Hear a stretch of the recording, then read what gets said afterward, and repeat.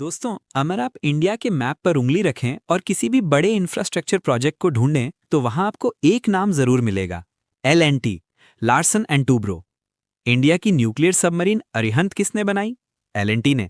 दुनिया की सबसे ऊंची मूर्ति स्टैच्यू ऑफ यूनिटी किसने खड़ी की? एल ने। अयोध्या का राम मंदिर किसने बनाया? एल ने। मुंबई का सी लिंक, हैदराबाद की मेट्रो, इसरो के रॉकेट्स के पार्ट्स, जवाब वही है, एल को इंडिया का इंजीनियरिंग स्कूल कहा जाता है। ये कंपनी 1938 में दो डेनिश यानी डेनमार्क के इंजीनियर्स ने शुरू की थी, हेनिंग हॉल क्लार्सन और सोरेन क्रिस्टियन टूब्रो। लेकिन आज हम इन फाउंडर्स की बात नहीं करेंगे। हम बात करेंगे उस इंसान की जिसने इस कंपनी को बिकने से बचाया। एक ऐसा इंसान जो इस कंपनी का मालिक यानी प्रमोटर नहीं था, जो सिर्फ एक एम्प्लॉई था। लेकिन जब इंडिया के सबसे बड़े उद्योगपति धीरूभाई अंबानी और कुमार मंगलम बिरला ने एल को खरीदने की कोशिश की, तो ये अकेला इंसान उनके सामने चट्टान बनकर खड़ा हो गया। उनका नाम है अनिल मणिभाई नाइक, AM नाइक। लोग उन्हें द टाइगर ऑफ एल कहते हैं। उन्होंने एक सिंपल जूनियर इंजीनियर की तरह ज्वाइन किया था और जब वो रिटायर हुए तो वो चेयरमैन थे। उन्होंने कंपनी की मार्केट कैप 5,000 करोड़ से 3 लाख करोड़ तक पहुंचा दी। ये कहानी कॉर्पोरेट वर्ल्ड की सबसे बड़ी सर्वाइवल स्टोरी है। ये कहानी है कि कैसे एक नौकर यानी एम्प्लॉय ने कंपनी को मालिक मुक्त बना दिया ताकि कोई उससे कब्जा न कर सके। ये कहानी है पेट्रियोटिज्म की, इंजीनियरिंग की और कॉर्पोरेट वॉर की। अगर आपको लगता है कि बिजनेस में सिर्फ पैसा बोलता है, तो अगले 2 घंटे आपकी गलतफहमी दूर कर देंगे, क्योंकि AM नायक ने बिना पैसे के जंग जीती थी। आइए शुरू करते हैं इस अद्भुत सफर को। Chapter 1, the village teacher's son, Gujarat 1940s। कहानी शुरू होती है गुजरात के एक छोटे से गांव एंधल, नवसारी डिस्ट्रिक्ट में। AM नायक के पिता एक स्कूल टीचर थे, एक स्ट्रिक्ट गांधीवादी। उनका जीवन बहुत साधारण था, घर में सुविधाएं नहीं थी। AM नायक पढ़ाई में अच्छे थे। उनका सपना था कि वो IIT, Indian institute of technology में पढ़ें, लेकिन किस्मत ने साथ नहीं दिया। वो IIT का एग्जाम क्लियर नहीं कर पाए। ये उनका पहला फेलियर था। उन्होंने बिरला विश्वकर्मा महाविद्यालय, वल्लभ विद्यानगर से मैकेनिकल इंजीनियरिंग की। कॉलेज खत्म होने के बाद उनका सपना था कि वो टाटा ग्रुप ज्वाइन करें, टाटा इंजीनियरिंग, अब टाटा मोटर्स। वो इंटरव्यू देने गए, लेकिन वहां उन्हें रिजेक्ट कर दिया गया। क्यों? क्योंकि टाटा सिर्फ IITians को हायर करता था उस वक्त। AM नायक को ये रिजेक्शन चुभ गया। उन्हें लगा कि सिस्टम उनके खिलाफ है, लेकिन उन्होंने हार नहीं मानी।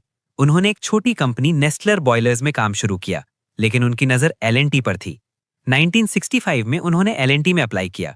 उन्हें जूनियर इंजीनियर की पोस्ट मिली, सैलरी 670 रुपीज महीना, जो उस वक्त अच्छी सैलरी थी। उन्हें क्या पता था कि जिस कंपनी में वो आज एक जूनियर इंजीनियर बनकर घुस रहे हैं, एक दिन वो उस कंपनी का इतिहास बदल देंगे। Chapter 2, the 18-hour work day, rising through the ranks. L&T में आते ही नायक ने दिखा दिया कि वो नॉर्मल एम्प्लॉय नहीं है। उन्हें जो काम दिया जाता वो उससे आधे वक्त में खत्म कर देते। वो सुबह 8 बजे आते और रात के 11 बजे तक रुकते। लोग पूछते तू घर क्यों नहीं जाता? वो कहते मेरा काम अभी खत्म नहीं हुआ। उन्होंने फैक्ट्री फ्लोर पर सोना शुरू कर दिया। उन्होंने देखा कि L&T में एफिशिएंसी की कमी है। मशीन शॉप में उन्होंने वर्कर्स को रीऑर्गेनाइज किया, प्रोडक्शन बढ़ाया। सिर्फ 6 महीने में उन्हें प्रमोशन मिल गया, जो यूजुअली 3 साल में मिलता था। अगले 15 सालों में वो सीढ़ियां चढ़ते गए, assistant manager, manager, general manager. 1970s और 80s में मुंबई में ट्रेड यूनियंस का बहुत जोर था। दत्ता सामंत जैसे यूनियन लीडर्स फैक्ट्रीज बंद करवा देते थे, स्ट्राइक करवाते थे।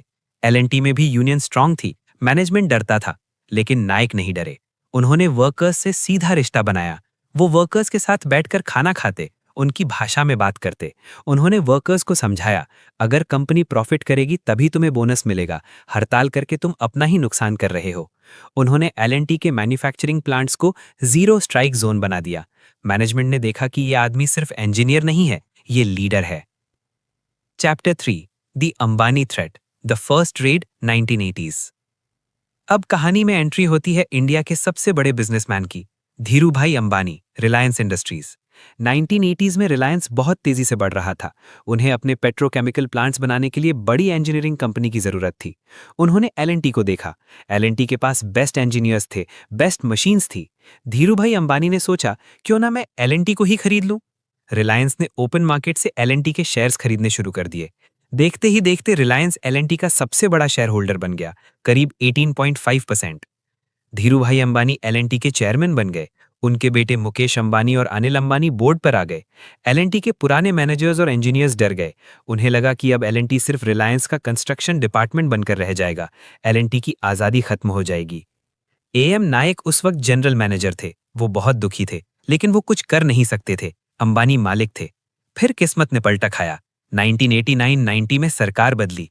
वीपी सिंह की सरकार आई, जो रिलायंस के खिलाफ थी। सरकारी फाइनेंशियल इंस्टीट्यूशंस एलआईसी, जीआईसी ने रिलायंस को फोर्स किया कि वो एल&टी से हटें। धीरू भाई को चेयरमैन पद छोड़ना पड़ा। लेकिन रिलायंस के पास शेयर्स अभी भी थे। खतरा टला नहीं था। नायक ने इस घटना से एक सबक सीखा। अगर कंपनी को बचाना है तो कंपनी की परफॉर्मेंस इतनी अच्छी करनी होगी कि कोई उसे खरीदने की हिम्मत न करे। Chapter 4, the Birla battle, the second red 2001। साल 2001। धीरूभाई अंबानी अब अपने एल&टी के शेयर्स बेचना चाहते थे।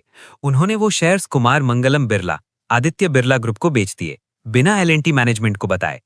अचानक खबर आई कि अब बिरला एल&टी का मालिक बन गया है, 15% स्टेक के साथ। एएम नायक, जो अब सीईओ बन चुके थे, उनके लिए ये नाइटमेयर था। पहले अंबानी, अब बिरला। बिरला चाहते थे एल&टी का सीमेंट बिजनेस। एल&टी उस वक्त इंडिया का सबसे बड़ा सीमेंट प्रोड्यूसर था। बिरला की अपनी सीमेंट कंपनी थी, ग्रासिम।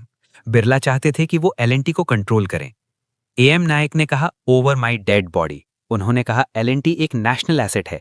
इसे किसी एक परिवार की जागीर नहीं बनने देंगे। इसे प्रोफेशनल्स ही चलाएंगे। एक बहुत बड़ी कॉर्पोरेट वॉर शुरू हुई। एक तरफ कुमार मंगलम बिरला, पावरफुल, रिच। दूसरी तरफ एएम नायक, एक एम्प्लॉय जिसके पास खुद के शेयर्स ना के बराबर थे। नायक ने अपने एम्प्लॉयज को यूनाइट किया। उन्होंने शेयर होल्डर्स को समझाया। उन्होंने बिरला के सामने एक डील रखी, द ग्रेट डीमर्जर। नायक ने कहा, मिस्टर बिरला, आपको सीमेंट चाहिए ना? ठीक है, हम एल&टी का सीमेंट बिजनेस अलग यानी स्पिन ऑफ कर देते हैं। आप वो ले लीजिए। बदले में आप एल&टी इंजीनियरिंग के सारे शेयर्स छोड़ दीजिए। ये डील महीनों चला। आखिर में डील हुई। एल&टी का सीमेंट बिजनेस यानी अल्ट्राटेक बिरला को मिला और बिरला ने जो एल&टी के शेयर्स खरीदे थे वो वापस एल&टी को दे दिए। लेकिन यहां एएम नायक ने अपना सबसे बड़ा मास्टर प्लान खेला। Chapter 5, the L&T employees welfare trust, the fortress. जब बिरला ने शेयर्स वापस किए तो सवाल उठा, इन शेयर्स को खरीदेगा कौन? एल&टी के पास कैश नहीं था। अगर मार्केट में बेचते तो कोई और यानी कि तीसरा बिलियनर खरीद लेता। खतरा वही का वही रहता। एएम नायक ने एक ऐसा दिमाग लगाया जो इंडियन कॉर्पोरेट हिस्ट्री में किसी ने नहीं सोचा था। उन्होंने बनाया एल&टी एम्प्लॉयज वेलफेयर ट्रस्ट। उन्होंने कहा, ये शेयर्स किसी सेठ के पास नहीं जाएंगे, ये शेयर्स एम्प्लॉयज के पास रहेंगे। उन्होंने एम्प्लॉयज के नाम पर एक ट्रस्ट बनाया, बैंक से लोन लिया और बिरला के सारे शेयर्स उस ट्रस्ट ने खरीद लिए। इसका मतलब क्या हुआ? एल&टी का मालिक कौन बना? एल&टी के एम्प्लॉयज। आज एल&टी में कोई प्रमोटर नहीं है, कोई मालिक नहीं है। सबसे बड़ा शेयर होल्डर एम्प्लॉयज ट्रस्ट है और सरकारी इंस्टीट्यूशंस यानी कि एलआईसी वगैरह हैं। इस मूव ने एल&टी को अनअक्वायरेबल बना दिया। अब कोई भी अंबानी, अदानी या टाटा एल&टी को खरीद नहीं सकता, क्योंकि शेयर्स एम्प्लॉयज के पास हैं और एम्प्लॉयज कभी अपनी कंपनी को नहीं बेचेंगे। एएम नायक ने कंपनी को हमेशा के लिए आज़ाद कर दिया। इसी प्रोसेस में एम्प्लॉयज को जो शेयर्स मिले उनकी वैल्यू इतनी बढ़ी कि एल&टी के पियोन, ड्राइवर्स और क्लर्क्स भी करोड़पति बन गए। नायक ने वेल्थ सिर्फ क्रिएट नहीं की, डिस्ट्रीब्यूट की। Chapter 6, building the nation, strategic projects. Company आज़ाद थी। अब नायक को दिखाना था कि एल&टी क्या कर सकती है। उन्होंने फोकस किया स्ट्रैटेजिक सेक्टर्स पर, defence, nuclear, space. 1, the nuclear submarine Arihant. India को अपनी न्यूक्लियर सबमरीन बनानी थी। ये टॉप सीक्रेट प्रोजेक्ट था। रशिया और अमेरिका टेक्नोलॉजी नहीं दे रहे थे। सरकार ने एल&टी से कहा, क्या तुम हल यानी कि बॉडी बना सकते हो? ये मुश्किल काम था। एक गलती और सबमरीन पानी के दबाव में फट सकती थी। नायक ने हजीरा, गुजरात में एक स्पेशल फैसिलिटी बनाई। वहां एल&टी ने आईएनएस अरिहंत बनाया।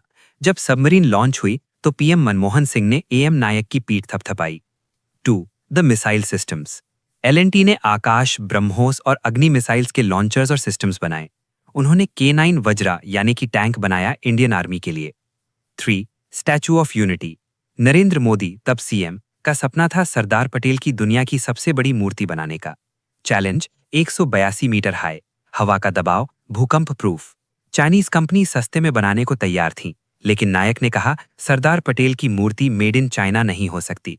उन्होंने प्रोजेक्ट लिया और रिकॉर्ड टाइम 33 महीने में कंप्लीट किया। 4, अयोध्या राम मंदिर। ये एक इमोशनल प्रोजेक्ट था। L&T ने इसे नो प्रॉफिट बेसिस पर बनाया। उन्होंने बेस्ट इंजीनियर्स लगाए ताकि मंदिर 1000 साल तक खड़ा रहे, बिना लोहे के यानी कि आयन के, क्योंकि लोहा जंग खाता है। एएम नायक ने L&T को सिर्फ एक कंस्ट्रक्शन कंपनी से नेशन बिल्डर बना दिया। Chapter 7 the IT pivot LT Mindtree. AM Naik visionary थे। उन्हें पता था कि इंजीनियरिंग यानी कि ईपीसी बिजनेस सिक्लिकल है, कभी ऊपर कभी नीचे। उन्हें कैश काउ चाहिए थी।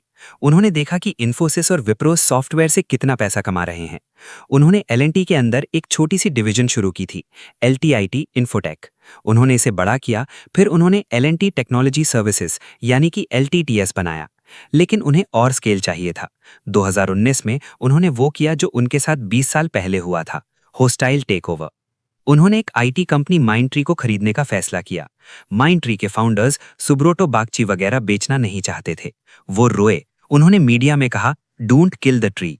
लेकिन एएम नायक रूथलेस थे। उन्होंने कहा, बिजनेस में इमोशन नहीं चलता, स्केल चलता है।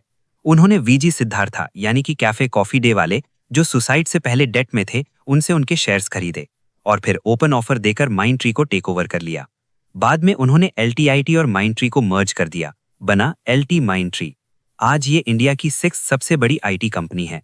L&T का बहुत बड़ा प्रॉफिट अब आईटी से आता है, जो कंस्ट्रक्शन बिजनेस के रिस्क को बैलेंस करता है। Chapter 8 the succession, finding the next Nayak. AM Nayak जानते थे कि वो अमर नहीं है। उनका सबसे बड़ा चैलेंज था, मेरे बाद कौन। L&T इतनी कॉम्प्लेक्स कंपनी है, टैंक से लेकर आईटी तक, कि इसे चलाना मुश्किल है। उन्होंने सालों तक अपना सक्सेसर ढूंढा। उन्होंने SN सुब्रमण्यम यानी कि SNS को ग्रूम किया। SNS कंस्ट्रक्शन बिजनेस के हेड थे, यंग, एनर्जेटिक और नायक की तरह वर्कहॉलिक। 2023 में एएम नायक ने चेयरमैन का पद छोड़ा और SN सुब्रमण्यम को कमान सौंपी। ये ट्रांजिशन स्मूथ था। जाते जाते नायक ने एंश्योर किया कि L&T का कल्चर वैसा ही रहे। वो आज चेयरमैन एमेरिटस हैं। वो अभी भी ऑफिस जाते हैं, लेकिन अब वो फोकस करते हैं अपनी फिलैंथ्रोफी पर। Chapter 9 the philanthropist, the son's promise. AM Nayak के पिता एक स्कूल टीचर थे। उन्होंने मरते वक्त नायक से कहा था, बेटा तुमने बहुत पैसा कमाया है, लेकिन गांव को मत भूलना। नायक ने वादा किया था। उन्होंने अपनी पर्सनल वेल्थ का 75% चैरिटी में देने का वादा किया है। उन्होंने निराली मेमोरियल मेडिकल ट्रस्ट बनाया, अपनी पोती के नाम पर जो कैंसर से गुजर गई थी। उन्होंने नवसारी और सूरत में कैंसर हॉस्पिटल्स बनाए। उन्होंने स्कूल्स बनाए, स्किल ट्रेनिंग सेंटर्स बनाए। वो कहते हैं, मैं L&T से सैलरी लेता था, लेकिन डिविडेंड यानी कि शेयर प्रॉफिट मुझे एम्प्लॉयज ट्रस्ट के बराबर मिला। ये पैसा मेरा नहीं है, समाज का है। Conclusion, the Nayak algorithm. तो दोस्तों, इस 100 मिनट की डॉक्यूमेंट्री से हमें क्या सीखने को मिलता है? एक जूनियर इंजीनियर जो IIT में फेल हुआ, टाटा में रिजेक्ट हुआ, वो इंडिया की सबसे बड़ी इंजीनियरिंग कंपनी का मालिक बिना मालिक हुए कैसे बना? The Nayak algorithm. 1. Ownership is a mindset. AM Nayak के पास शेयर्स नहीं थे, लेकिन वो कंपनी को अपना मानते थे। अगर आप एम्प्लॉय होकर ओनर की तरह सोचते हैं, तो दुनिया आपको रोक नहीं सकती। Act like an owner and you will become one. 2. Defence is the best offence. Ambani और बिरला के अटैक से बचने के लिए उन्होंने एम्प्लॉयज ट्रस्ट बनाया। उन्होंने दुश्मन की ताकत को अपनी ढाल बना लिया। 3. National interest first. उन्होंने हमेशा वो प्रोजेक्ट्स लिए जो देश के लिए जरूरी थे, न्यूक्लियर, स्पेस, चाहे प्रॉफिट कम हो। इससे सरकार का सपोर्ट मिला। 4. Ruthless pragmatism. माइंडट्री का टेक ओवर दिखाता है कि वो सेंटिमेंटल नहीं है। जब बिजनेस बढ़ाना हो तो वो प्रेडेटर भी बन सकते हैं। 5. Distribute wealth. उन्होंने अकेले पैसा नहीं कमाया, उन्होंने अपने एम्प्लॉयज को अमीर बनाया। जब आपकी टीम अमीर होती है तो वो आपके लिए जान दे देती है। आमिर नायक ने हमें सिखाया कि कॉर्पोरेट इंडिया में जंगल राज हो सकता है, लेकिन अगर एक शेर खड़ा हो जाए तो शिकारी भी भाग जाते हैं। आज जब आप स्टैचू ऑफ यूनिटी देखते हैं या मुंबई मेट्रो में सफर करते हैं, तो याद रखना उस टीचर के बेटे को जिसने फैक्ट्री फ्लोर पर सो सोकर ये एम्पायर बनाया। दोस्तों, ये थी एएम नायक और L&T की अनकही कहानी, एकदम डिटेल में, फैक्ट्स के साथ। अगर आपको लगता है कि इस वीडियो ने आपका नजरिया बदला है, तो प्लीज सब्सक्राइब करें। ये रिसर्च आसान नहीं है। हम अगले वीडियो में किस पर डीप डाइव करें? क्या हम Naveen Jindal, the flag bearer and steel king की बात करें, या YC देवेश्वर, ATC ट्रांसफॉर्मेशन की? अपने सुझाव कमेंट्स में दें। Engineer your destiny, keep building. जय हिंद।